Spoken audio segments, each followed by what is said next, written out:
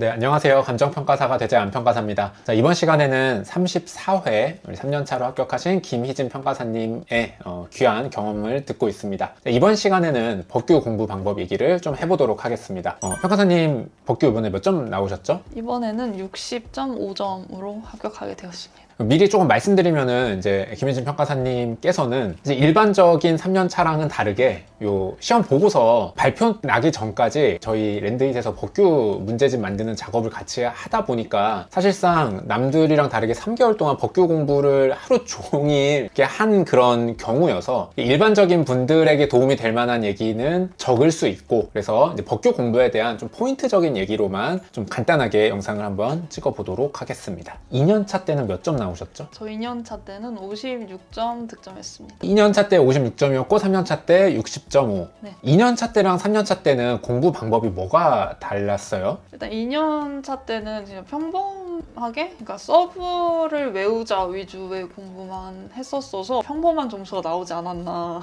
느껴서 더 뭔가 플러스 알파적인 거를 해서 약간 차별화되는 답안을 만들어야겠다라고 생각했고요. 그래서 이제 3년차 때는 논리 흐름을 좀 파악해야겠다라는 생각으로 공부를 했고, 그때 이제 판례의 논리가 뭔지를 좀 꼼꼼히 뜯어보는 방법을 사용했었습니다. 네, 이제 얘기해 주신 거 하나씩 조금 얘기를 해보고 싶은데, 2년차 때는 서브를 외우기만 한 느낌이라고 얘기를 해주셨잖아요. 근데 서브만 외우기만 해도 시간이 좀 부족했던 건지, 아니면 돌이켜보면 외우는 걸 조금 더 요령 있게 해서 조금 외우는 시간을 더 줄이고 그 시간에 이제 나머지 흐름 공부를 좀 더 했었으면 좋았을 것 같은지. 저는 외우는데 시간이 모자라서 더 공부를 안 했다기보다 혼자 공부하기도 했고 긴 시간 동안 공부를 해서 약간 사람이 처졌던 것 같아요. 그래서 뭔가 더 공부를 할 수 있음에도 안 했던 것 같아서 그 부분이 좀 되게 후회돼서 남들 하는 만큼만 평범하게 하면 안 되겠다, 이거를 2년차 때 느껴서 3년차 때는 뭔가 더 튀는 답안, 더 차별화된 답안을 위해서 더 흐름을 알아야겠다는 생각을 했습니다. 네, 알겠습니다. 그러면은 이제 차별화된 답안을 만들려고 노력했다라고 하셨는데, 이 차별화된 답안은 어떻게 만드는 건가요? 저는 2년차 때는 시험에서 물어보는 것만 딱 쓰는 스타일이었어서, 그러니까 개별 공시지가가 논점이 됐으면 당연히 개별 공시지가의 의의랑 법적 성질을 써주잖아요, 보통. 근데 저는 그러지 않았었어요, 2년차 때. 그래서 그런 거 당연히 남들 써주는 거 써주고 남들이 안 쓰는 플러스 알파 목차를 공부하려고 열심히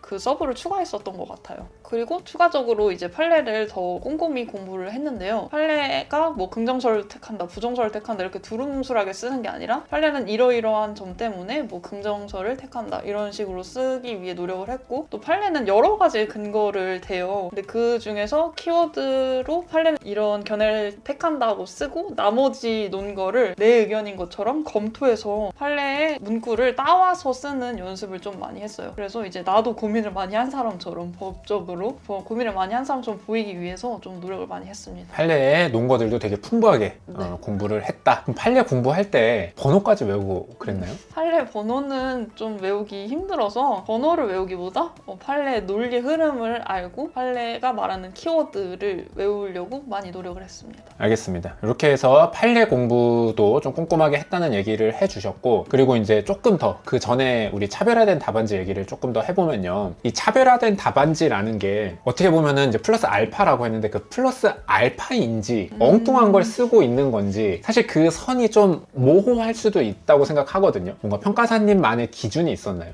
저는 제 기준이 있다기보다 그냥 강사님들 예시 답안을 보면은 풍부하게 쓰는 곳이 있고 좀 그냥 치고 넘어가는 부분이 있고 이런 걸 보면서 좀 체화가 됐던 것 같아요.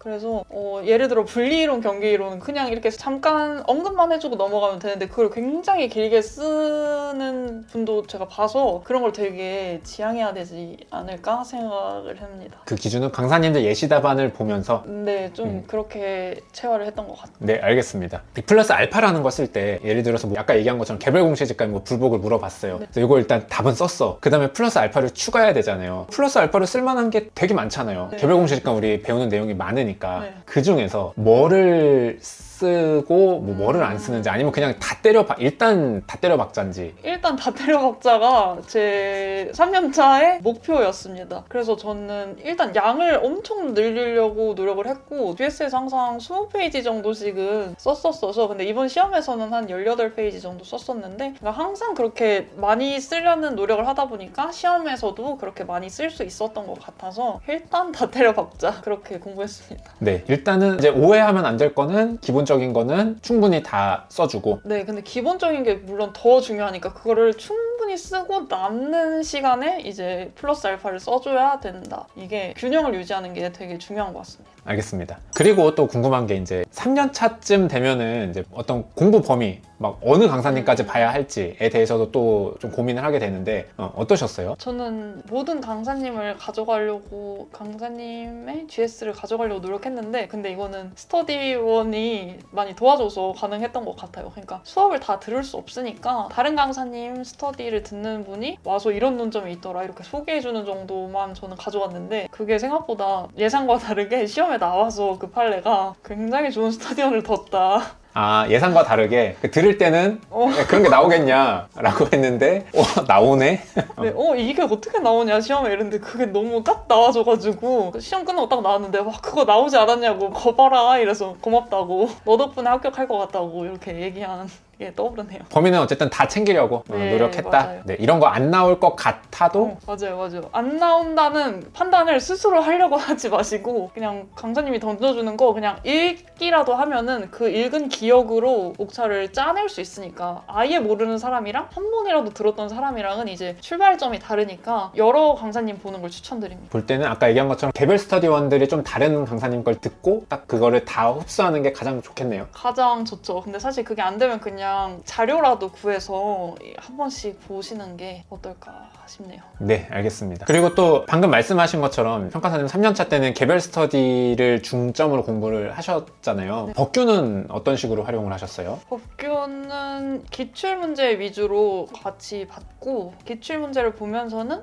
이제 옛날 기출을 보면 아예 처음 보는 논점이 나올 때도 있단 말이에요. 뭐 민법 같은 거 아예 모르는 거를 쓸 수가 없는데 그때 공백으로 내지 않고 어떻게 목차를 어떻게 잡을지 이런 대처하는 방법 위주로 공부를 했었던 것 같아요. 아, 그럼 기출문제를 풀 때 어떤 농점을 암기하는 식으로 공부하는 게 아니라 이것도 내가 딱 보고 모르는 거는 모르는 대로. 근데 이게 말은 쉬운데 모르는 걸 모르는 대로 쓴다라는 거는 어떻게 해야 되나요? 법규에서 좀 당연한 거를 쓰면 되는 것 같은데 올해 문제 4번에서 사무소 개설이 논점이 됐었잖아요. 근데 그걸 아무도 공부하지 않았었고 근데 이거를 저는 좀 당연한 얘기를 하면서 뭐 헌법상 보장되는 무슨 권리 이런 거 다 언급하면서 이거 누구나 쓸 수 있는 단어라고 좀 생각을 하는데 뭐 등록 제도를 두고 있는 뭐 취지 이런 거를 좀 끌고 와서 그럴싸하게 쓰는 방법 이런 거를 좀 연습했던 것 같아요. 이미 알고 있는 뭐 헌법상 기본권 이런 거를 끌고 와서 취지랑 엮어서 법규에서 가장 중요한 건 취지인 것 같습니다. 취지를 중시해서 모르는 것도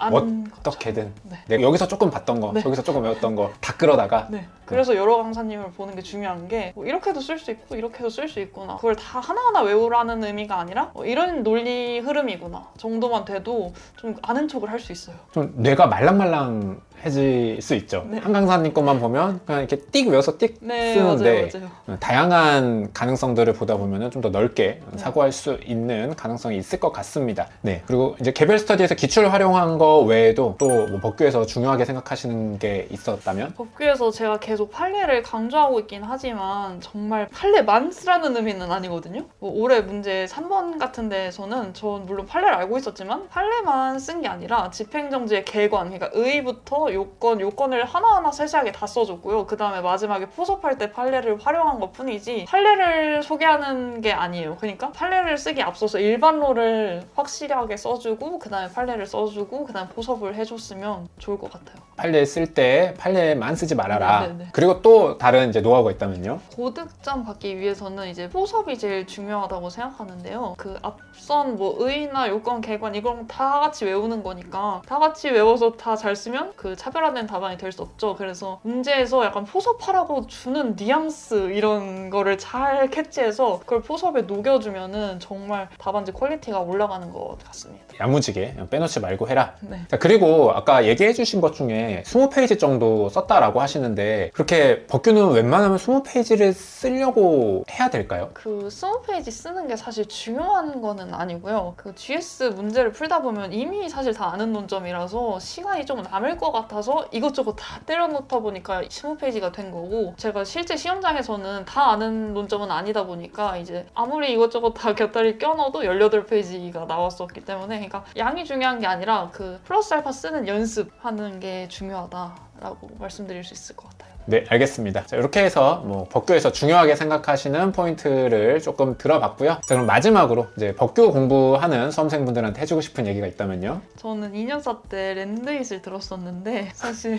안평가사님이 해주셨던 말 중에 여기까지 따라왔고 이 정도 했으면 뭐 충분히 합격선이니까 너무 걱정하지 마라 라고 이제 저희를 다독다독 해주시는 말이 있었는데, 그 말을 듣고 저는 다르게 해석해서 더 공부하지 않아도 괜찮다, 그냥 이 정도 했으면 됐다, 아직 시험이 6개월 남았는데 그렇게 잘못 해석해서 공부를 더 열심히 하지 않았던 것 같아요. 근데 그 말을 잘못 해석하지 말고 그냥 지금 잘하고 있으니까 지금 페이스대로 계속 열심히 해라 라는 말로 받아들여서 더 열심히 하셨으면 좋겠고, 그러니까 자만하지 말았으면 좋겠다는 말을 계속 해드리고 싶어요. 네, 알겠습니다. 괜찮다라는 거는 이 정도면 나쁘지 않다라는 의미와 잘하고 있다, 요거를 다 포함하는 단어인 것 같아요. 그래서 해석에 유의해야 된다, 이렇게 얘기를 해주셨습니다. 네, 그러면 이제 저희 이렇게 해서 평가사님 이제 그간 한 3년 동안 공부하신 것들을 이제 영상에 좀 담아봤는데요. 마지막으로 저희 소감이랑 좀 마지막으로 이제 하고 싶은 얘기들 하고 마무리하도록 하겠습니다. 일단 뭐 저부터 좀 먼저 얘기를 하면요. 사실 이제 저는 이 평가사님이랑 되게 친하고, 그런데 2년차 때 좀 다 같이 알던 무리에서 정말 혼자 떨어져가지고 참 이렇게 마음이 많이 쓰였어요. 그래서 요번에도 아유 떨어지면은 진짜 이거 어떡하냐 이러고 있었는데 마침 이렇게 잘 해서 붙었고, 그리고 그렇게 잘 봤을 거라고 생각하지 않았는데 오늘 인터뷰 하다 보니까 점수가 되게 높은 거예요. 그래서 기특하다라는 생각이 들었습니다. 여러분들 오늘 얘기해 주신 것들, 특히 이제 이렇게 3년차쯤 되는 합격 수기가 되면은 뭐 이제 세세한 것보다는 좀 포인트 위주로 이렇게 합격 수기를 찍게 되는데, 이렇게 해주신 얘기들 한번 잘 곱씹어 보시고 여러분들이 소화하셔서 여러분들 합격하시는데 많은 도움이 되기를 바라겠습니다. 해드리고 싶은 말은, 저는 이제